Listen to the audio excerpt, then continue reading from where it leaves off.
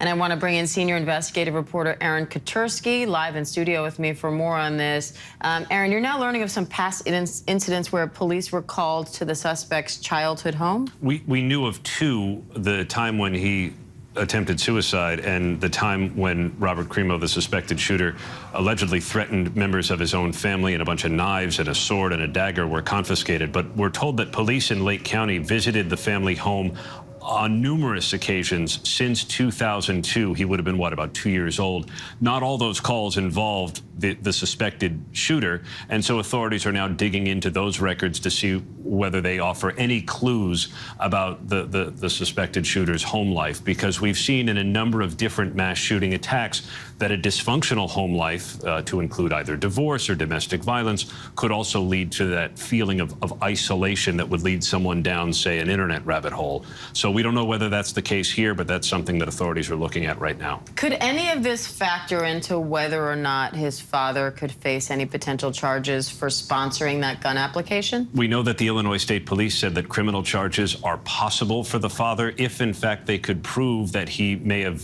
lied or made some misstatements when he endorsed his son's application for a firearms owner's ID card, which is a prerequisite to getting firearms in Illinois.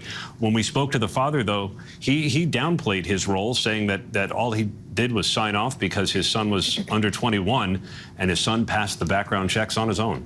And he's also saying, you know, looking back at those incidents, it sounds like he's downplaying those as well, saying, oh, that time that police were called to that, he was just having a tantrum, sort of downplaying that. And as you say, pointing to the fact that he passed a background check on his own. I had nothing to do with that. How much is that going to factor into this?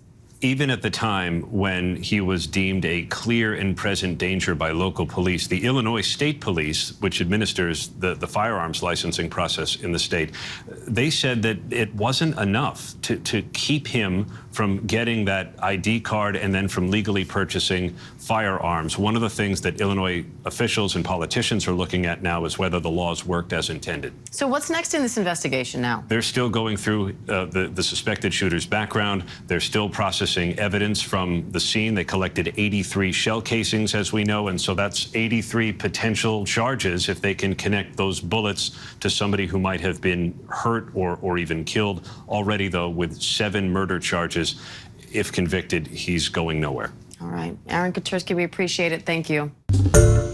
Hi, everyone. George Stephanopoulos here. Thanks for checking out the ABC News YouTube channel. If you'd like to get more videos, show highlights, and watch live event coverage, click on the right over here to subscribe to our channel. And don't forget to download the ABC News app for breaking news alerts. Thanks for watching.